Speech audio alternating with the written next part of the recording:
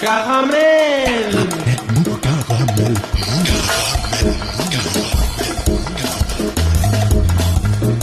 Caramel.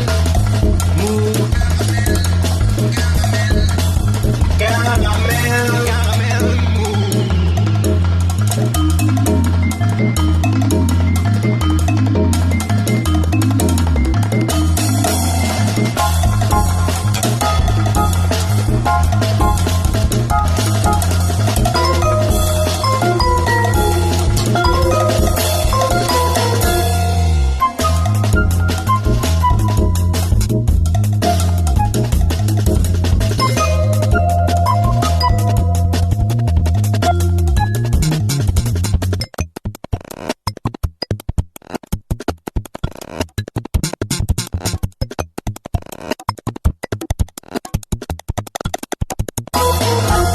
Salut les filles, c'est Joe Kangourou pour un nouvel épisode de Caramel Mou, saison 34, réalisé ce soir par Thomas Delafosse.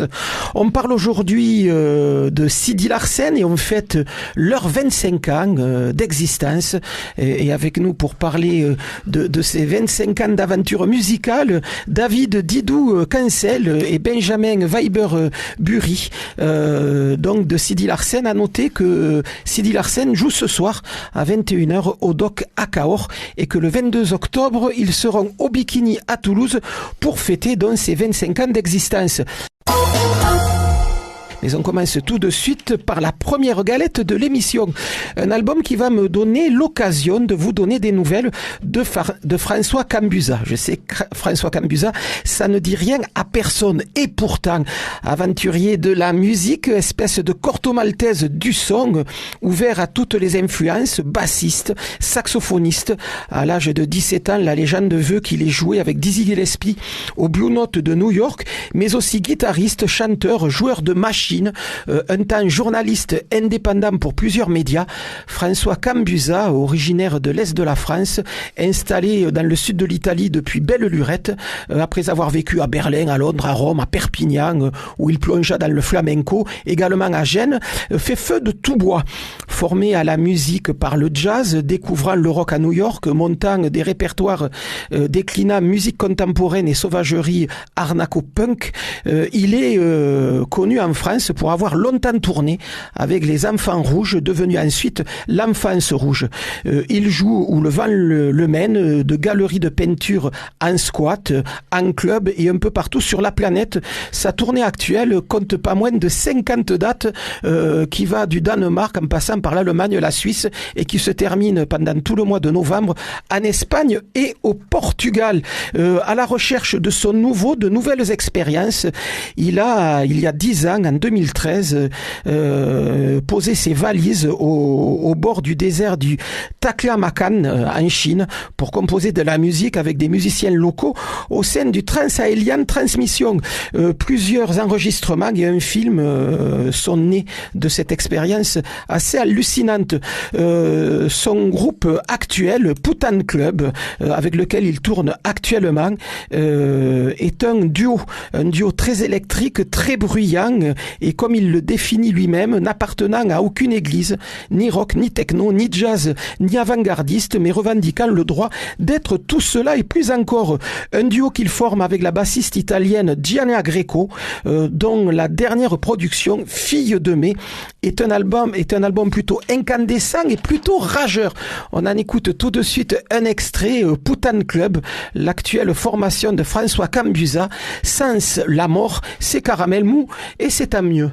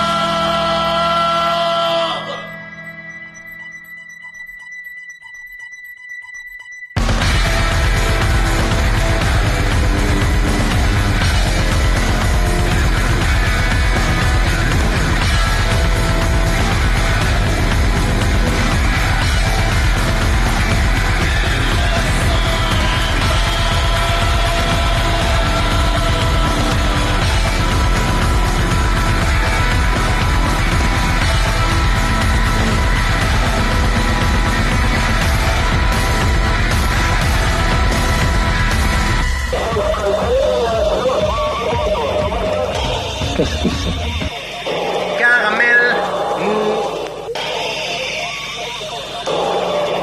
Et ça, qu'est-ce que c'est? Cette voix dont l'accent triomphant perce à travers le grésillement de la radio. C'est Joe Congo ou pardon?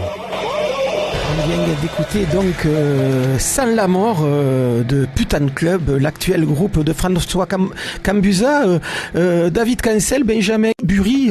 Deux mots sur ce morceau. Moi, j'avais entendu parler de l'enfance rouge. Ça m'a évoqué un petit peu des univers à la Young Gods, là, ce que je viens d'entendre. Et ce que j'aime bien, c'est qu'on sent qu'il y a pas de barrière dans la musique. Là, c'est vraiment liberté totale d'expression. C'est chouette, ouais. C'est vraiment très intéressant. Après, ça mériterait de creuser un peu ce qu'il a fait durant sa carrière, parce qu'apparemment il a cherché des choses différentes. Et il a cherché des choses différentes. Je crois qu'il y a une bonne trentaine d'albums sous son nom, sous le nom de Putain Club, de l'enfance rouge. C'est sûr que sur un seul morceau.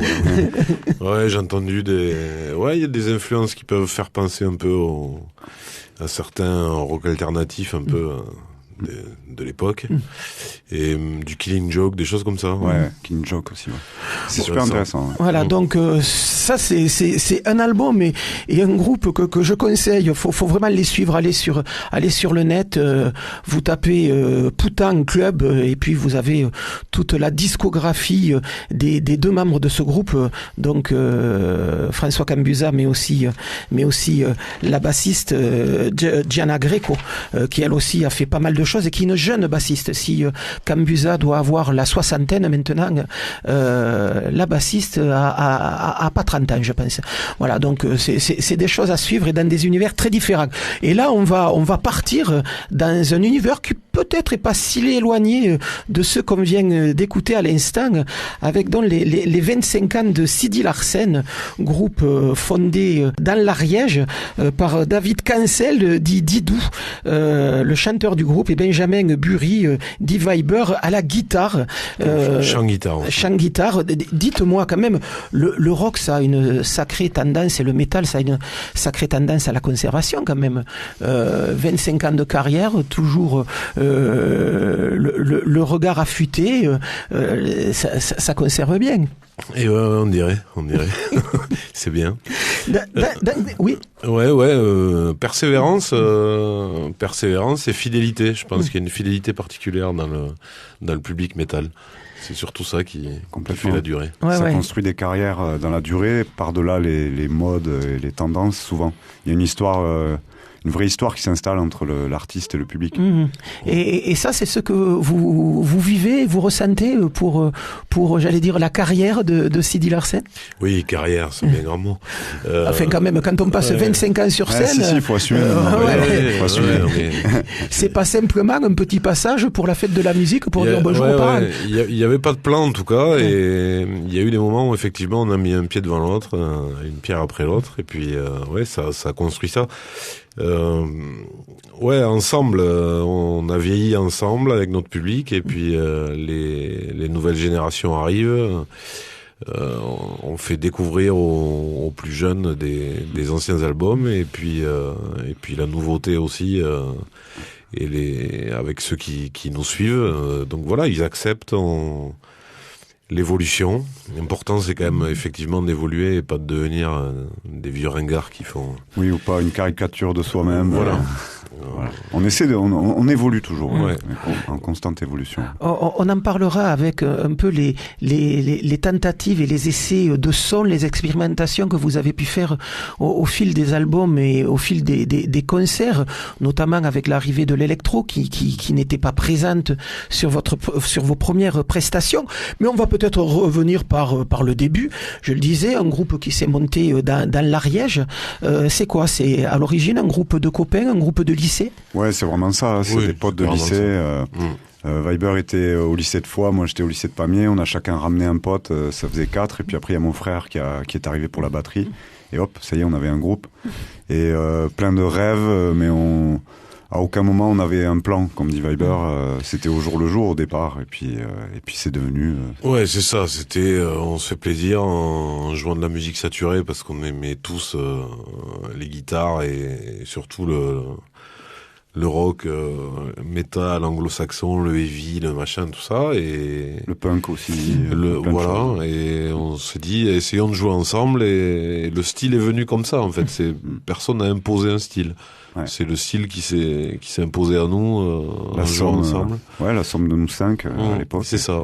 Et qui a un peu surpris tout le monde. C'est pas forcément ce à quoi on s'attendait exactement au départ. Mais voilà, ça a fondé l'identité au fil des années de Sidi Peut-être Larsen. que le fait d'avoir débuté au pied des Pyrénées, ça nous a... Disons qu'on n'était pas influencé par une scène locale. On était influencé certes par des références internationales, et on a tous des influences de toute façon. Mais quand on s'est mis à jouer, c'est vrai qu'on a forgé une identité un peu spécifique sans même s'en rendre compte quelque part. Ouais, c'est un peu ça. Si on avait débuté sur Toulouse, peut-être qu'on aurait plus rapidement été influencé par d'autres groupes, et ce qui peut être très bien aussi. Mais c'est vrai que quand on est arrivé sur Toulouse, avec le son Sidi, tout de suite on s'est fait remarquer. Il s'est passé quelque chose. Ouais. Avec peut-être dans votre département une attraction, parce que vous étiez un des rares groupes à jouer ce style de musique, j'allais dire un des rares groupes de rock tout court dans votre secteur. Donc effectivement, ça permet aussi de construire une relation avec le public, de fédérer un certain nombre de gens qui sont aussi amenés à vous suivre quand vous jouez pas trop loin de vos bases. Et c'est vrai que moi je me souviens quand vous êtes arrivé à Toulouse, il y avait cette idée aussi. Ils arrivent pas tout seuls quand ils viennent jouer à Toulouse. C'est vrai que très vite il y avait un public qui suivait. Après, il y a les deux côtés de la pièce, c'est-à-dire que l'Ariège, c'est quand même pas immense. Ouais, c'est clair. Plus en géographie qu'en gens, on va dire. Mais c'est très limité. Voilà, c'est très limité. Donc c'est pour ça qu'on est allé à Toulouse aussi, puisqu'on savait que l'avenir était très limité en Ariège. De fait, quoi. Mais on a quand même réussi effectivement à se faire un public assez rapidement parce que il y a moins de concurrence déjà et que les gens sont quand même en quête qu'il se passe des choses culturellement. Sur Toulouse, il y avait également assez peu de groupes de métal ou de rock dur. Il y en avait. Il y en avait. Mais il n'y en avait pas comme aujourd'hui. Il n'y en avait pas autant. En tout cas, les groupes de métal, il n'y en avait pas beaucoup. Et c'est vrai que vous avez été aussi partie prenante du développement de cette scène. On va en parler tout de suite. 97, c'est la naissance de Sidi Larsen. La légende veut que ce nom vienne de Sidi Larsen, le nom de la localité de votre père, donc en Algérie. Ouais, c'est ça. On aimait la sonorité, on aimait surtout la sonorité. La sonorité du mot. Et aussi la symbolique du mélange. On était à fond là-dessus à l'époque, puisqu'on une sorte de fusion entre guillemets, même si ça c'est un peu connoté des fois le terme. C'est une fusion au sens terme est noble. connoté, mais au sens dans les années 90 de mélanger. Il y a eu pas mal de crossovers entre rock et Orient. Rap, metal, Orient, rock, plein de choses. Tout ça et de électro aussi et guitare saturée. Donc on s'inscrivait là-dedans, dans cette sorte de métissage musical et culturel. Et ça, on aimait bien cette image. Et voilà. On avait le sentiment que ce nom véhiculait quelque chose qui vient du Sud. C'était pas mal aussi par rapport à la scène parisienne. Et voilà. C'était notre ressenti personnel, mais c'était plus chaleureux. On voulait quelque chose de plus chaleureux. Voilà. Même s'il y a le mot Larsen qui réfère au rock, et là pour le coup ça tombait bien. Le Larsen, et c'était total raccord avec ce qui se passait sur scène à ce moment-là.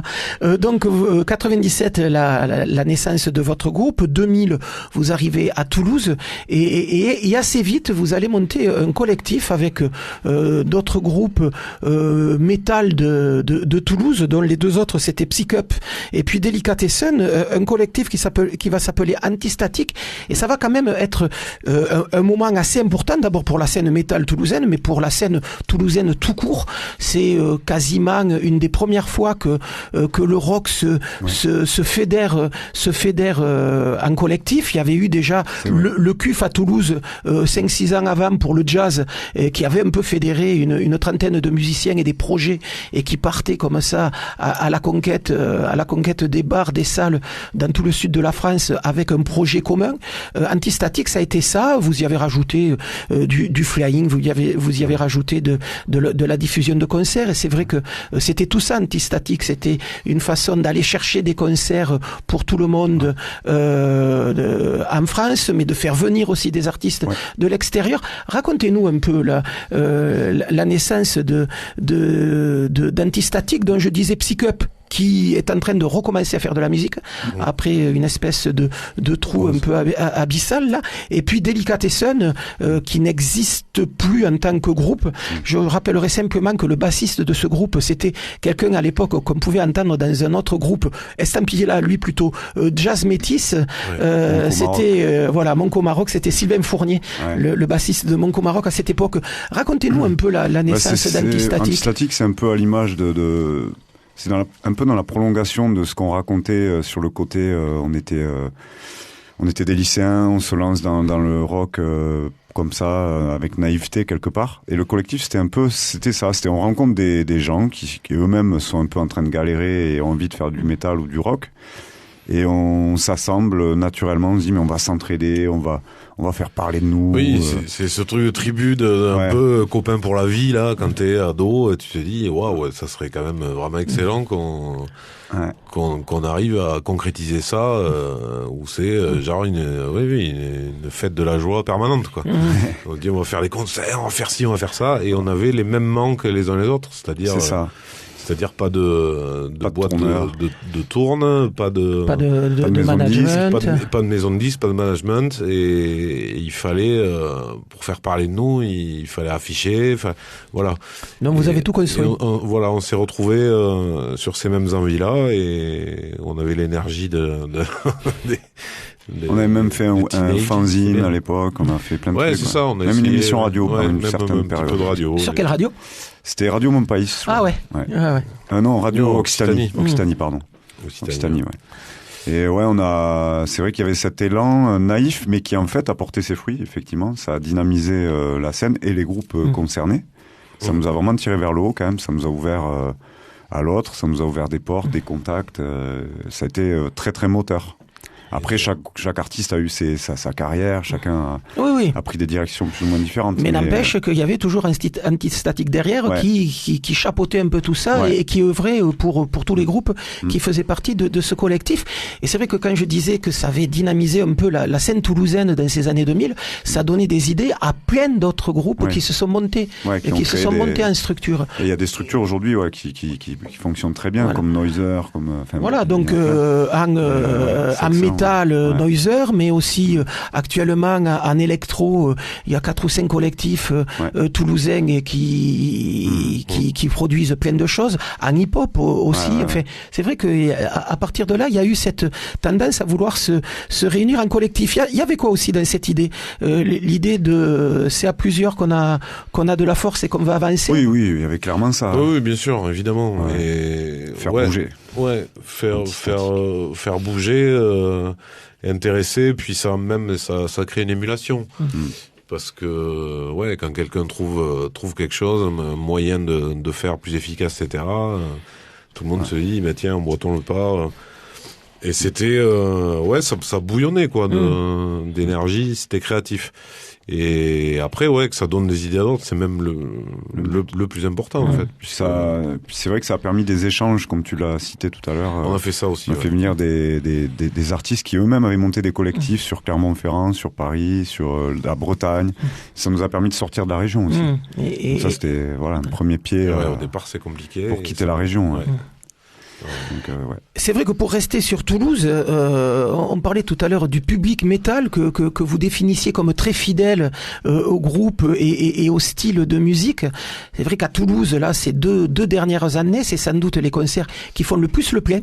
Les concerts de métal, avec un certain nombre de lieux qui en diffusent assez régulièrement. L'usine à musique du côté des 7 deniers, mais il y a aussi le Bikini dans lequel vous allez jouer allez fêter vos 25 ans dans 15 jours. Le Connexion Live en fait régulièrement. Souvent Noiser programme là-bas ou programme au Rex aussi. Et puis il y a la Cave à Rock qui reste un endroit même minuscule mais qui programme assez souvent du métal. C'est vrai que cette scène est très dynamique. Alors je sais pas comment elle est dans le reste de la France, mais sur Toulouse, elle a l'air d'être très dynamique. Vous disiez aussi qu'il y avait plein de groupes. Vous allez nous citer 2-3 noms là tout de suite lorsque vous allez me répondre. Mais c'est vrai que cette scène a l'air très très dynamique et très représentée dans les lieux de diffusion. Ouais, c'est vrai qu'il y a eu des moments où on s'est posé la question. Puis il y avait des petits refrains, oui, le rock est mort, ou le métal, c'est en train de péricliter, mais jamais, en fait, Oui, puis sur le terrain, ça a un vrai ancrage, peut-être plus que sur les plateformes de stream, etc., qui sont quand même, dominées par le hip-hop et la pop, R&B, etc., en général, mais quand même, ça, c'est toujours là, et surtout sur le terrain, physiquement, les gens sont là physiquement. Il y a cet ancrage-là qui est assez particulier et important dans le métal. C'est vrai qu'on est heureux. Moi, je suis heureux de voir qu'il y a des lieux comme la Cave à Rock. Parce que il y a toujours eu ce genre de lieu à Toulouse. Alors souvent il y a une fermeture, on se dit ah merde, est-ce que c'est le début de la fin? Mais non, en fait, ça rebondit. Ça se reconstruit ailleurs. Ça se reconstruit en général. Je le souhaite en tout cas. Après il y a beaucoup d'émulation en ce moment. Il y a tellement de groupes que c'est difficile d'en citer.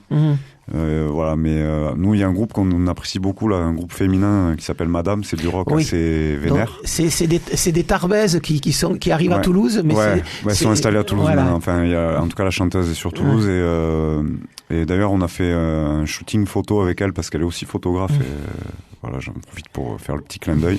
Mais c'est un groupe on a bien, franchement on a eu un bon coup de cœur parce que c'est très senti, c'est très vrai, quoi. Très, je sais pas, c'est ça. Ouais, il y a une énergie brute, sans concession et très très sincère. Et dans ce trio, puisque maintenant il me semble qu'elles sont en trio. Elles étaient à 4 au départ, mais et avec une personnalité forte. Voilà, c'est quand même très important ça. Nous ici on a reçu il n'y a pas très longtemps des bandes d'un groupe je crois plutôt basé sur Montauban, Underground Therapy, qui là aussi qui a monté un collectif sur Montauban et qui programme beaucoup de groupes du coin ou des gens de l'extérieur autour de Montauban, de Nègrepelisse, d'endroits comme ça. Et c'est vrai qu'on a l'impression que cette scène est très vivante et quand on va au concert avec cette impression de voir presque des familles, des générations complètes de spectateurs venir, il y a le grand-père, le père et maintenant il y a les fistons qui arrivent. Plus ça va, plus il y a 3 générations maintenant. Oui, après il y a la génération Z qui arrive qui pousse les murs. C'est bien. Ça doit pas vous rajeunir tout ça. Allez, on va écouter un premier morceau pour se rappeler un peu de ce que fabrique Sidi Larsen sur disque et ce qu'il fabrique aussi sur scène. On va écouter tout de suite On va tous crever et on se retrouve juste après. On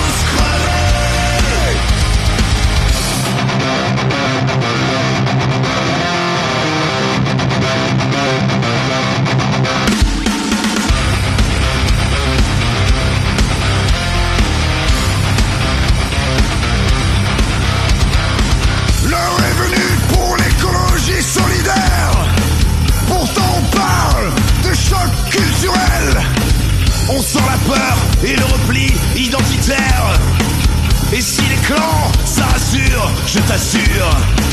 On est tous dans le même bateau. La faute à qui? Nos démesures. Nos démesures. On tarie les ruisseaux. Ah, on pourrait payer cher. Et si les chiffres s'assurent? Et si les chiffres s'assurent? On pourrait payer cher d'être sûr d'être au centre de l'univers. Au centre de l'univers. On rêve de se rendre immortel. On devient l'espèce menacée. On croyait notre histoire éternelle. On va tous crever.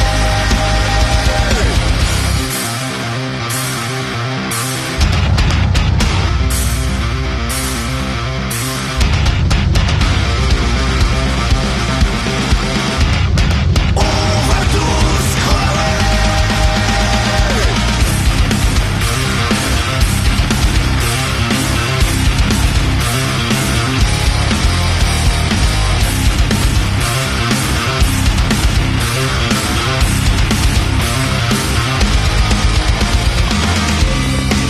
On croyait notre histoire éternelle. On rêvait de se rendre immortel. On devient l'espèce menacée. On croyait notre histoire éternelle. On va tous crever.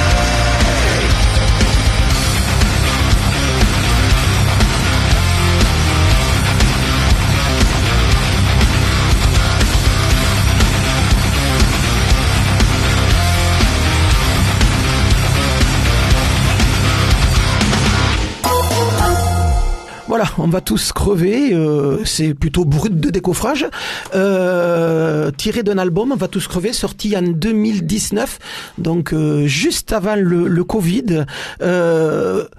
C'est vrai qu'on n'a pas l'impression, quand on parle de métal, mais le métal peut être aussi un vecteur de rage, de paroles crues, dénonçant un peu la situation actuelle. Vous dénoncez assez régulièrement la société de consommation, la culture de masse, avec un discours assez percutant, plutôt sombre, et tout en restant humaniste. C'est vrai que c'est des choses que vous avez depuis le début, ce qui explique aussi sans doute votre volonté de chanter en français. Mais avant de parler du français, parlons un peu des thèmes. C'est vrai que ça reste un discours assez politique, les textes de Sidi Larsen. Oui, il n'y a pas que du politique, il y a des choses plus, on va dire, plus poétiques, plus aériennes. Mais ouais, il y a beaucoup de politique parce que, oui, ou écolo-social, parce que les deux sont liés, les deux doivent rester liés pour moi, évidemment, absolument. Et ouais, c'est un constat de ce qui nous entoure, de comment évolue la société depuis qu'on y est dedans. Et ça, on pose des questions beaucoup. On n'est pas là pour juste donner des réponses politiques toutes faites en disant faut faire comme ça et puis c'est pas bien. Forcément votre rôle. On n'est vraiment pas dans les postures. Ouais, jamais. Voilà, on n'est pas dans les postures comme dit David et voilà, mais on a besoin que pour écrire que ça nous touche et de parler de ce qui nous touche et de ce qui nous concerne.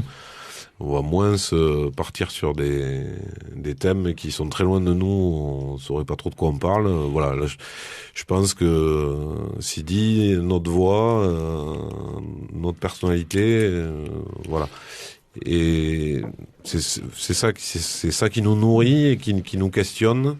Et c'est jamais fini. Ouais, de toute façon, déjà le simple fait d'être un groupe de métal en France et prétendre en vivre parce qu'on en vit quand même. Voilà. On a toujours été sur le fil du rasoir, mais on y arrive. C'est déjà un acte politique parce que c'est quasiment impossible sur le papier. Et du coup, ça va de soi que dans l'écriture, il y a une prolongation de cet état de fait d'engagement et de colère aussi. Mais de colère saine et jamais dans la leçon, comme disait Weber. Et puis si parfois le public peut rentrer chez lui en étant un peu soit réconforté, en se sentant moins seul dans certaines problématiques, soit en se posant des bonnes questions aussi avec nous, parce qu'on se les pose nous-mêmes, on n'apporte pas des réponses. Là, pour nous, c'est gagné si le public déjà rentre à la maison avec un petit peu plus d'espoir aussi, et aussi une possibilité d'exutoire sur le concert de Sidi Larsen. Ouais, bien sûr, il y a vraiment cette démarche-là aussi de lâcher des énergies qui peuvent peser. C'est aussi ce qu'on fait. On fait une musique puissante avec une certaine dimension quand même de violence dedans. On l'a jamais nié. Et sinon on ferait un autre style.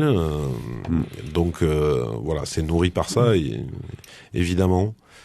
Et après, dans cette communion, voilà, on sort avec le sourire. C'est pas bien sûr. Oui, c'est l'idée. C'est pas parce qu'on a écrit un album qui s'appelle On va tous crever qu'on est au bord du suicide. Ouais, c'est pas du rock gothique. Ça reste un exutoire. Pour vous, c'est aussi le rôle d'un artiste d'accompagner les gens comme ça. Ah, de fait, on s'accompagne. Après, non, pas au point que c'est pas des amis intimes, mais quoique certains sont devenus plus proches, mais ouais, de fait on s'accompagne parce que les gens dans leur vie, à certains moments charnières de leur vie, certains moments importants, machin, ils peuvent le rattacher à certains moments aussi de la carrière de Sidi. Ça c'est le jeu et on le comprend très bien. On le comprend parce qu'on le vit nous-mêmes. Et bien sûr, à travers d'autres artistes qu'on a pu adorer. Vous parliez tout à l'heure d'influence. C'était quoi les influences de Sidi Larsen, des membres de Sidi Larsen quand vous commencez et puis même maintenant? C'est compliqué parce qu'on en a eu beaucoup. On avait chacun nos personnalités. Après, il y a des groupes qui nous ont rassemblés, comme Nine Inch Nails, comme Rage Against the Machine, Metallica à certains moments. Mais il y a eu d'autres influences. Pour Viber, il y a eu aussi Guns N' Roses. Pour Sam, batteur d'origine, il y a eu Iron Maiden à ses tout débuts. Alors que moi, ça m'a pas du tout influencé. Enfin voilà, il y a eu, moi c'était Alice in Chains, Suicidal Tendencies. Il y a eu les Berruriers Noirs, il y a eu Noir Désir, il y a eu tellement de choses différentes. Il y a eu Prodigy. Prodigy, c'est un groupe qui nous a bien rassemblés. Oui, bien sûr. Korn. Mais même Asian Dub à un moment, quoi. Ouais, Asian Dub. Il y a eu plein de choses. Il y a eu tellement de choses. Ouais, t'as raison, tout à fait. Rammstein. Enfin, bref. Il y a des phases, on le voit quand même quand on parcourt la discographie, on les sent pas mal, les influences. Il y a eu Korn aussi qui se sent très bien de temps en temps dans certains morceaux. C'est ça. Donc oui, on évolue aussi avec notre temps et on a d'autres choses qui nous marquent aussi. Après, c'est vrai que je me permets de rebondir sur ce que tu demandais sur le entre guillemets une sorte de responsabilité. C'est pas le mot, mais d'accompagner. D'accompagner, voilà. Moi, je le vois entre guillemets comme pas un devoir, mais une certaine logique quand même quand tu montes sur une scène, que tu remplis les salles, quand t'as quand même de l'auditoire. Pour moi, après c'est personnel, c'est compliqué de dire je me défausse de tout, quand il y a de la politique qui s'immisce dans nos vies, de dire moi moi je fais que de l'art. Pour nous, ça me paraît un petit peu étrange parce qu'on sait qu'on a de l'influence aussi sur des plus jeunes. Donc à un moment donné, on assume de se positionner un minimum.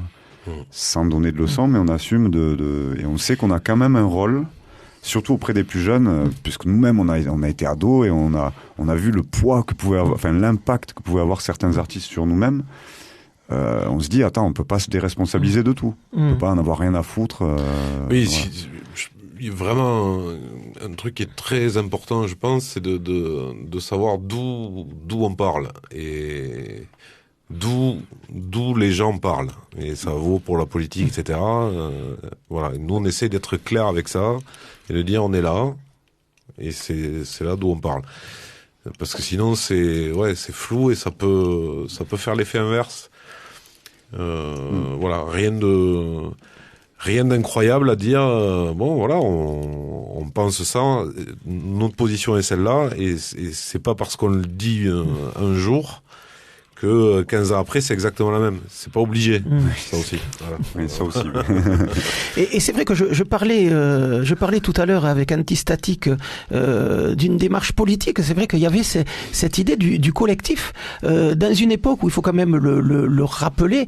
La vie musicale était très individuelle et très individualiste. Les groupes cherchaient leur manager, leur maison de disques, à faire leur carrière comme ils pouvaient retrouvé, mais seul. Et c'est vrai que ces histoires de collectif pour travailler ensemble, il y avait une notion assez politique derrière le collectif. Ouais, je pense qu'il y avait de ça. Et après, je pense que très concrètement aussi, c'était presque un instinct de survie.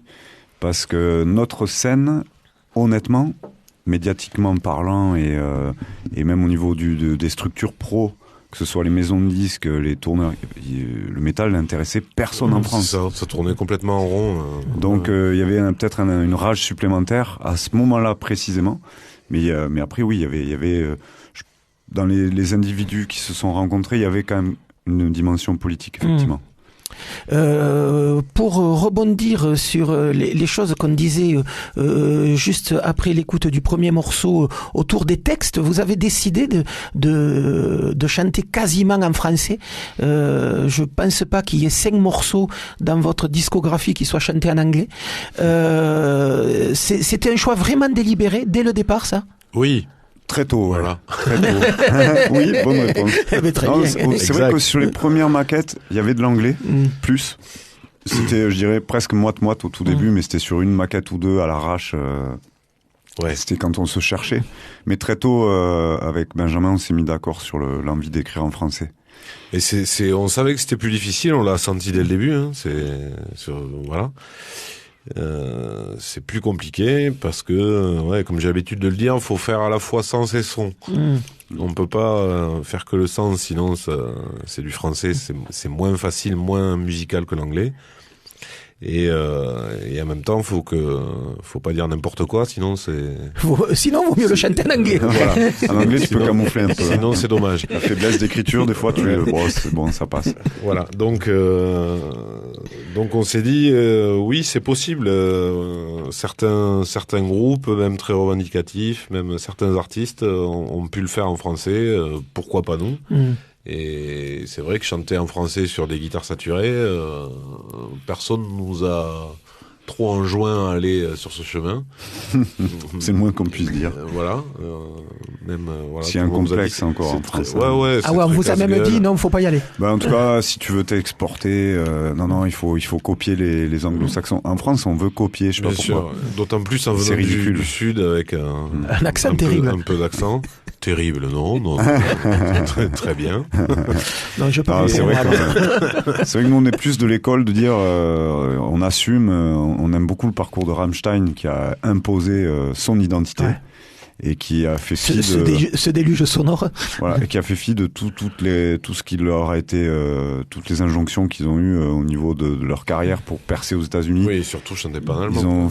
Ils ont sorti une version en anglais qui a fait un flop. Et après ils ont tout ressorti en allemand, ça a cartonné. Et ils ont dit on arrête d'écouter les conseils à la con. Et voilà, nous on est plus de cette école-là après, de ce désir même. Je dirais. Et après, plus profondément, comme étant enfant, dans notre oreille, dans notre cerveau, on a quand même écouté pas mal de chansons françaises, etc. par nos parents, de chansons à texte et tout. On a été touchés par ça, et c'est notre langue maternelle, ça touche plus, c'est plus profond. Et c'est plus sincère. Plus direct. Évidemment, je pense que c'est plus direct. Comment ça s'écrit un texte de Sidi Larsen? C'est à 4 mains, on écrit chacun de notre côté. Chacun dans son coin, puisque c'est vous deux qui écrivez les... Weber a écrit beaucoup. Dans l'histoire de Sidi, je tiens à le souligner, a écrit une grande part des textes. Pour lui, c'est, je pense, quelque chose de plus naturel. Moi, ça m'a demandé peut-être plus de travail. Aujourd'hui, je suis content d'arriver à sortir des choses plus intéressantes. Et ce qui est chouette, c'est qu'on se nourrit l'un l'autre aussi. Et on accueille le texte de l'autre avec de la bienveillance, et souvent même moi ça me stimule, quoi. Ça, c'est hyper intéressant parce que ça nous tire vers le haut, en fait. D'être deux, c'est une chance, finalement. Quand il y a une petite panne chez l'un, il se trouve que l'autre carbure. Alors ça aussi, ça rassure, parce que la peur de la page blanche, ça nous touche comme tout le monde. Hein. Et moi, je sais que souvent, je me dis, on est deux. Quand même, ça c'est une force. Et c'est quoi? Il y en a un qui écrit, qui passe le texte à l'autre? Il y a le droit pour l'autre de raturer, de rajouter? Oui, on fait ça, bien sûr, dans un premier temps. Évidemment, il faut qu'on valide nous deux. Et des fois, ouais, on fait quelques retouches. Peut-être cette notion, ça passerait mieux de telle manière. Ouais. Mais Ou la sonorité, des fois, tout simplement. Ouais. Enfin, après, il y a pas de règles absolument établies. Juste,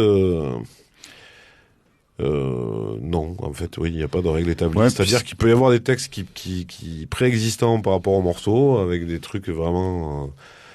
Par exemple, j'écris un truc qui me tient à cœur, donc j'ai le thème, j'ai les mots. Après, il sera, de toute façon, il est remanié moult fois, et, évidemment avec la musique. Et d'autres fois, comme on le fait un peu plus souvent maintenant, je dirais, oui. on attend quand même d'avoir une ossature musicale assez libre, qu'on peut bouger, endurer, etc. Mais où on pose des mots dessus, c'est plus simple pour la sonorité. Moi, je suis un peu plus comme ça maintenant, ouais. Mais c'est vrai qu'avant, on avait souvent des textes qui préexistaient, qui étaient de côté, enfin d'avance, quoi, ou qui étaient écrits en parallèle de la musique, mais sans aucune. Et après, on les faisait se rencontrer, on voyait qu'est-ce qui matchait. Aujourd'hui, moi, j'écris un peu plus sur la musique, ouais. Mais après, ce qui est étonnant, alors c'est pas du tout le cas systématiquement, mais ce qui est parfois surprenant, c'est que les gens ne peuvent pas savoir qui a écrit les textes. Alors maintenant, on va le dire plus qui a écrit quoi, parce que c'est bien aussi de. Puis moi, je trouve important aussi pour Viber parce qu'il est un peu dans quelque part, ça se sait pas suffisamment aussi. Et alors, tout est signé, c'est dit. Hein, ouais, voilà, ça c'est notre philosophie, parce qu'on sait qu'il y a un tel travail de la part de chacun que on partage tout. Par contre, ce qui est étonnant, ouais, c'est qu'il y a parfois des chansons, les gens vont être persuadés que c'est Viber qui l'a écrit, alors que c'est l'inverse, et vice versa. Parce que parfois, il peut y avoir une chanson où Viber va pas mal chanter. Et en fait, c'est un de mes textes. Et à l'inverse, il n'y a pas de règle. Ça, au niveau de l'interprétation. On se fout un peu de ça. Ouais, on s'en fout un peu, c'est plus la musicalité qui. Ouais, voilà. Et l'apport de la voix par rapport au texte et aux instruments qui sont derrière. Les textes, ils sont nourris de quoi? De ce que vous voyez autour de vous, de la lecture des journaux, d'histoires qui vous arrivent. Viber le disait tout à l'heure, il n'y a pas que de la politique dans les chansons de Sidi Larsen, même si les chansons d'amour sont assez rares, mais il n'y a pas que de la politique. Mais ils se nourrissent de quoi, vos textes? C'est ça. Après, il y a toujours ce truc aussi de capter une phrase comme ça dans l'air, de voir un truc, de dire d'avoir des mots qui tournent dans la tête, et voilà, t'écoutes une phrase, moi je la note, et un jour ça va me servir pour un texte, je vais tourner autour de ça, je suis là, j'ai un départ d'un truc, et un petit feu, et si ça fait voilà. Et si je trouve le thème qui colle, c'est parfait. Et c'est tout ce genre de choses. Et c'est vraiment évidemment nourri par les événements qu'on subit ou qui nous arrivent. J'aime bien noter aussi des phrases en l'air comme ça, elles couvent dans un coin. Des fois, elles amènent rien. Mais tout d'un coup, il y a une évidence, parce qu'il y a une autre phrase qui surgit à un autre moment. Je l'écris, puis je suis là, mais j'avais déjà écrit cette phrase-là aussi. Mais il y a une interaction entre les deux, et ça commence à faire naître un petit thème, ça fait naître quelque chose. Mais après, c'est pas comme écrire un bouquin où encore que là aussi, les écrivains et les écrivaines sont très différents sur leur manière. Mais je sais que souvent les écrivains s'imposent un temps de travail tous les jours, machin, mais c'est l'écriture d'un livre. Une chanson, c'est tellement dans le son, et c'est pas très long, c'est très condensé. C'est vraiment un exercice particulier. Il y a pas trop de règles. Il y a pas de règles. Moi, il m'est arrivé de faire vraiment en forçant que ça va mieux. Des fois, je fais plus expérimental, en mode je couche des mots, mais comment expliquer? Là, c'est carrément, je me dis, tiens, j'ai ces mots-là qui me traversent l'esprit. C'est même pas en corrélation avec l'actualité. En tout cas, à l'instant où je l'écris, c'est l'impression que j'ai. J'ai envie d'associer ces mots qui, pourtant, vont pas forcément toujours bien ensemble, etc. Des fois, ça donne de la merde et tout. Et des fois, petit à petit, ça donne quelque chose. Et plus tard, je commence à comprendre pourquoi j'ai écrit ça. Des fois, je suis là, plus tard, je suis là, non, mais en fait, ça a du sens. Alors que sur l'instant, j'ai vraiment l'impression d'être fou. Je suis là, c'est un moment où j'essaie de lâcher. Mais je fais pas tout le temps comme ça. Mais il y a des fois où j'essaie de fonctionner comme ça. Je suis là, lâcher prise. J'écris, tant pis, ça veut rien dire, je m'en fous. J'écris. Et après, je vois ce que ça veut dire, plus tard. Ouais, et puis je pense à l'image, à la sensation que peut évoquer une phrase. Effectivement, dans une chanson, c'est le plus important. Enfin, je pense à Brel quand il écrit avec un ciel si bas qu'un canal s'est pendu. Ouais. Ça, textuellement, bon, ça veut pas dire grand-chose, sauf que tout le monde le voit. Ça tout le parle monde le à tout sent. le monde. Ouais. Ça parle. Tout le monde de la salle, la déprime du canal. Et là, c'est juste parfait. Donc, on cherche ce genre de choses. Très bien, nous sommes toujours avec Sidi Larsen, groupe de musique bruyante, métal et compagnie, mais ils nous diront tout à l'heure de quelle chapelle ils peuvent se revendiquer ou s'ils se revendiquent d'aucune. On écoute tout de suite un deuxième morceau un peu plus vieux que le premier que l'on a écouté tout à l'heure, Où il veut. Il nous en parle juste après et on continue ensuite avec Sidi Larsen qui, je vous le rappelle, fêtera le 22 octobre prochain ses 25 ans d'existence au Bikini.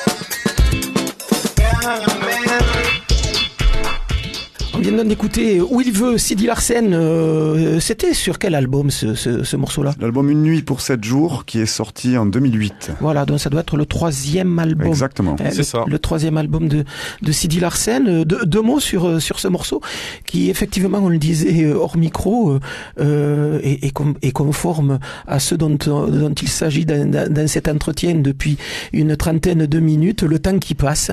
Deux mots sur ce morceau. Oui, comme avance le temps, il se lime les dents. Nous étions pourtant hier fiers et seuls contre tous. C'est oui, mais ça parle un peu des débuts fiers et seuls contre tous. Oui, c'est ça. Hein, où on pouvait déplacer les montagnes et voilà. Et après, avec le temps. Il peut y avoir on parle pas forcément de Sidi là, hein, mais dans la vie des combats qui s'effacent, des convictions qui s'étiolent, voilà. Et nous on est dans cette vie de Sidi, mais nos vies personnelles, etc. Et cette conviction là. Qu'est-ce qu'on en fait? Est-ce qu'on laisse le vent nous amener où il veut, qu'on se laisse porter? Voilà. Ou est-ce qu'on est actif là-dedans? Un peu des deux. C'est un peu des deux. C'est pas si simple. C'est un morceau qui, en live, quand il arrive dans la setlist, amène de l'air. Voilà, amène un nouveau souffle. Je le sens un peu comme un nettoyage. Et c'est vrai que par rapport à ce que vous disiez, Viper, Lavilliers avait fait à peu près la même chanson, mais il disait on était beau et large d'épaule. Mais c'est un peu cette idée-là. Il y a un peu de ça, c'est-à-dire qu'il y a, oui, ça parle aussi d'inéluctable. C'est, on verra quoi aussi à un moment. Prenons la route, vivons l'instant et marchons le long du chemin et puis On verra. Donc, on va finir cet entretien avec peut-être l'évocation de ce qui vous a le plus intéressé dans la création de ce groupe, peut-être surtout au début, puisqu'on aura compris que les textes maintenant sont quand même assez importants dans la vie de Sidi Larsen, mais il y a aussi la musique et le son, et c'est vrai que je le disais tout à l'heure, est-ce que vous êtes un groupe de métal? Est-ce que vous êtes un groupe de new metal? Est-ce que vous êtes un groupe d'indus metal, de techno metal? Enfin, je veux dire, le métal se décline actuellement par plein de petites chapelles. Dans les années 90, il y avait le thrash metal. Cette musique-là, en tout cas, c'est une musique très forte. On va le dire comme ça. Ah ouais. Aujourd'hui, c'est oui. Pour moi, ça reste une musique très forte. Pour moi, le métal, c'est le rock d'aujourd'hui. Même s'il y a de très bons groupes de rock qui font pas du métal, c'est pas le problème. Mais c'est une branche du rock pour moi, le métal, et qui est très forte. Après, on n'arrive jamais à se caser dans la moindre chapelle. Vous faites du métal. Moi, j'ai envie de dire, on est un groupe de rock qui appartient à la scène métal. J'ai envie de dire ça. C'est le truc que je dis ces derniers temps. Parce qu'on fait du métal, mais on est un groupe de rock, vraiment. En quoi un groupe de rock? C'est l'association de gens qui continuent à travailler et à jouer ensemble dans un esprit de On the Road Again et on va sur scène? Ouais, l'esprit, puis même au niveau artistique, on écrit des chansons. Et c'est vrai que sur la scène métal, il y a des artistes, il y a des groupes qui écrivent des chansons, il y en a d'autres qui font des instrumentaux ou des trucs très alambiqués. Nous, c'est vrai qu'on est attaché de plus en plus au format chanson quand même. Voilà, c'est un format, j'aime pas ce mot, mais on écrit des chansons, mais on est un groupe de métal. Oui, il y a vraiment cette dimension-là. Et si on résume qu'au métal, on a moins. C'est je pense au progressif, aux choses comme ça, et des gens qui essayent absolument d'éviter tout format. On n'est pas comme ça. Nous, si ça nous plaît, Si la chanson est bonne, on y va. Et puis, Ouais, on va pas dire qu'il y a des changements de rythme dans vos morceaux, qu'il y a des changements à certains moments de paysages musicaux. Pas trop là-dedans. On l'a fait un peu. Parfois, c'est arrivé, mais c'est parce qu'il n'y a pas de règles, on n'a pas de frontières, mais on est quand même plus sur le format chanson d'une traite. Et après, il y a eu ces expérimentations et le son que vous travaillez depuis le début, d'un son, j'allais dire, assez binaire au départ, tel que on pouvait l'imaginer pour un groupe de métal dans les années 2000.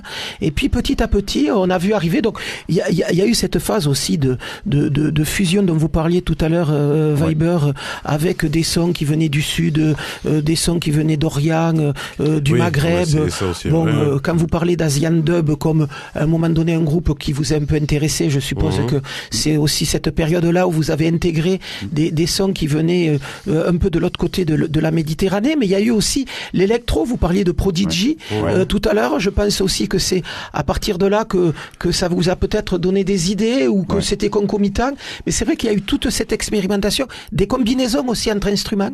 C'est vrai que vous avez essayé de mettre plus l'accent sur des basses, plus l'accent sur des guitares, sur la voix, enfin il y a eu plein de choses comme ça, assez différentes et expérimentales dans le mix a évolué. Je me souviens de nos départs. Sur l'album, il y avait beaucoup de choses en même temps. Et donc, des fois, ça oubliait la voix, des fois, ça oubliait les guitares, des fois, mais en tout cas, ça me fait penser à ça, je vais la caser. C'est pas la fin de l'insouciance, monsieur Macron. Faut la garder, l'insouciance. Parce que putain, si on perd tout ça, c'est dommage. Donc un peu insouciance, c'est bien. Il y avait ça au début. Et après, on va dire qu'on a pioché un peu là-dedans, on a décanté et on est arrivé sur quelque chose de plus clair, on va dire, en lecture musicale.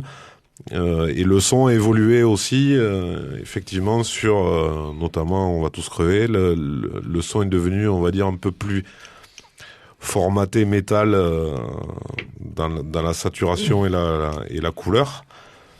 Mais il y a peut-être gagné en clarté. Ouais, puis on sait que c'est pas au détriment de notre identité finalement. C'est ça. On a plus peur de ça, les poser. On va parler de la fameuse maturité, comme à chaque album. Non, c'est vrai qu'on a trouvé une formule. Enfin, j'en ai pas parlé. Vous le remarquerez, j'en ai pas parlé. Mais j'ai le sentiment qu'on a canalisé. En tout cas, on est parti dans une direction sur un album.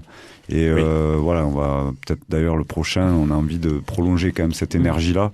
Mais il y aura forcément de la fraîcheur, il y aura forcément, à chaque album de CD, il y a toujours des nouveaux éléments. Mais On va tous crever par rapport à d'autres albums, se cherche moins. Il va dans une direction vraiment du début à la fin. Peut-être un peu comme le premier album Biotope, qui était dans un autre style, mais qui était une espèce d'autoroute. Ah, c'était rectiligne. Voilà, c'était rectiligne. Et effectivement, On va tous crever, dans le dernier album de 2019, est aussi rectiligne. Je le disais, il y gagne en clarté dans cette idée que il n'y a pas de foisonnement dans le son. Ça part sur des sons de départ et on les a jusqu'au bout.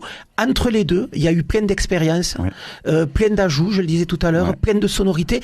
Il y a aussi un album où, par exemple, il y a eu plein d'invités. Ah oui. Je me souviens d'avoir invité ici Frédérica Alesina qui nous racontait le passage qu'elle a fait chez vous sur un album. Et dans cet album-là, si je me souviens bien, il y a Moussé Abkim qui joue.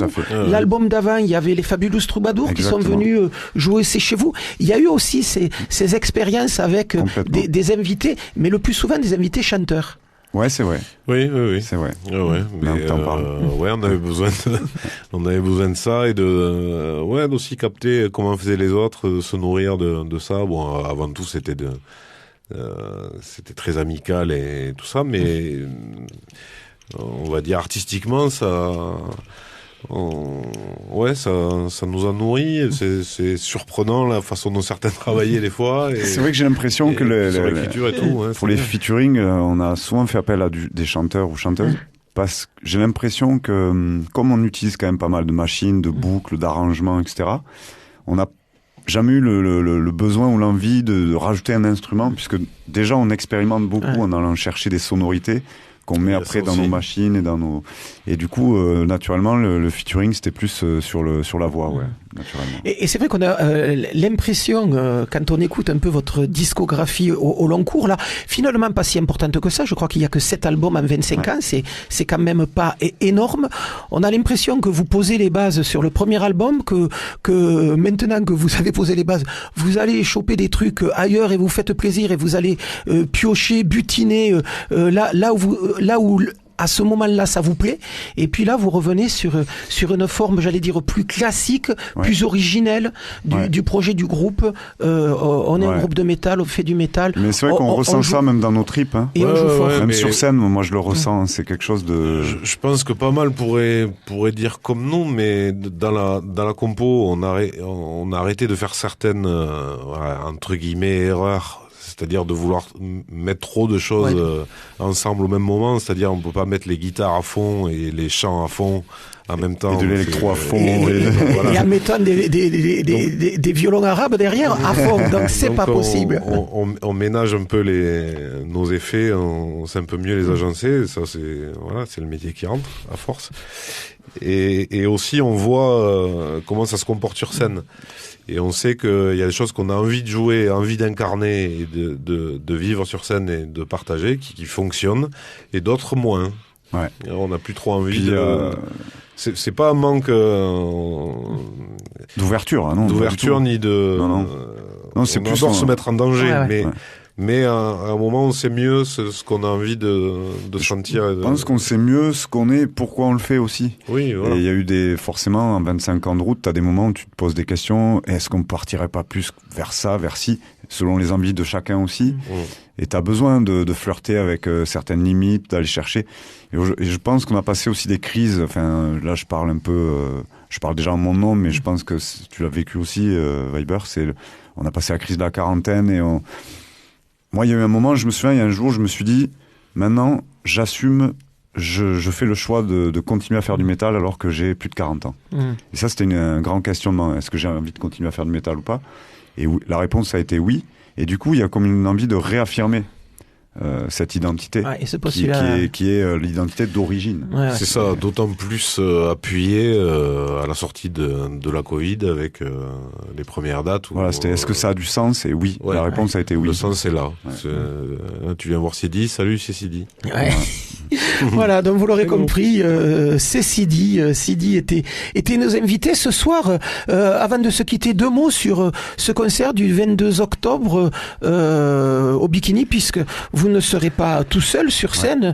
Vous avez également invité des groupes. Je n'arrive plus. Il y a les Black Bomba, des Black Bombay ou Black Bomba, des potes. Et Chargot. Et Chargot, voilà. Chargot. Donc ça fait une belle affiche et surtout on prépare des surprises. Donc 2 mots d'abord sur ces 2 groupes qui vous accompagnent. Les Black Bomba, c'est une boule d'énergie. On ne les présente plus, c'est des vieux de la vieille. Ouais, c'est le groupe français hardcore metal qui, à mon avis, est un des meilleurs dans le genre. Avec un point commun, c'est qu'ils sont 2 chanteurs qui se partagent la tâche avec une identité très très forte aussi. Ouais. C'est ça qui nous plaît chez eux, on sait tout de suite que c'est eux. Oui, eux, c'est une autoroute. C'est une autoroute.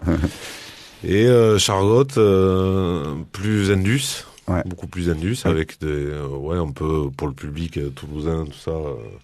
Évidemment, on pourra penser à Punish.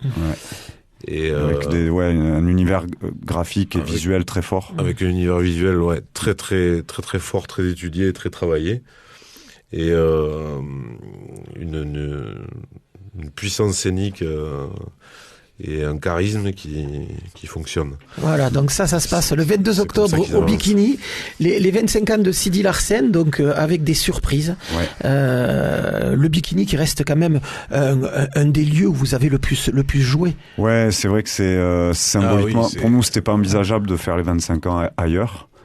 Les 20 ans c'était au Bikini.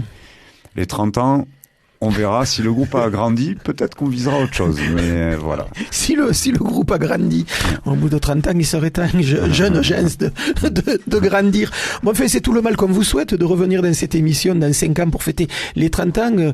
Je disais tout à l'heure à Viber que la dernière fois que vous étiez venu dans cette émission, c'était effectivement pour les 20 ans. On peut prendre rendez-vous dans 5 ans pour fêter les 30.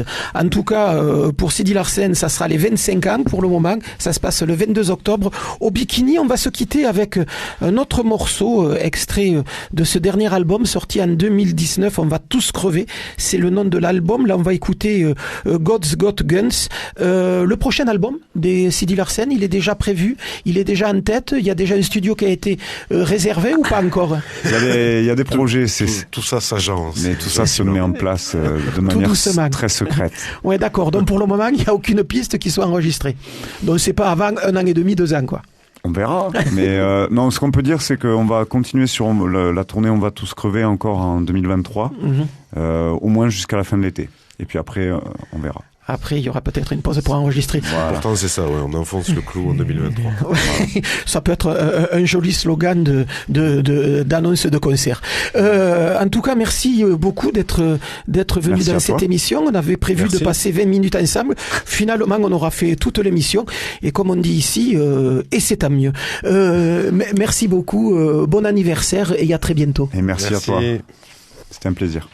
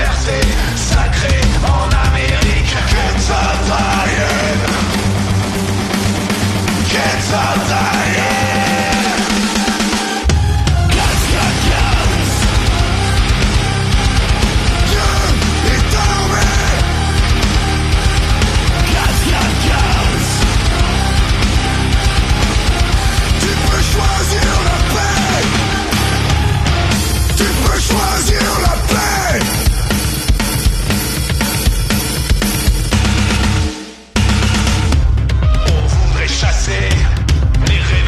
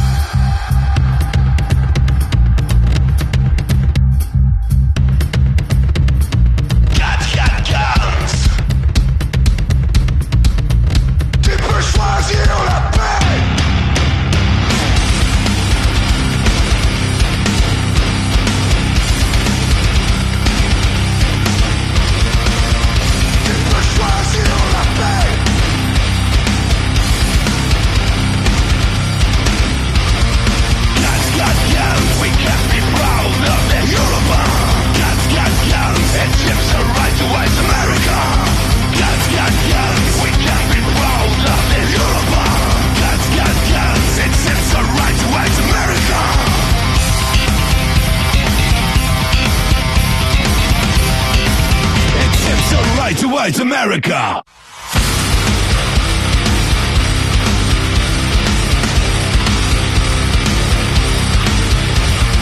You pull the trigger. Tu peux choisir la paix.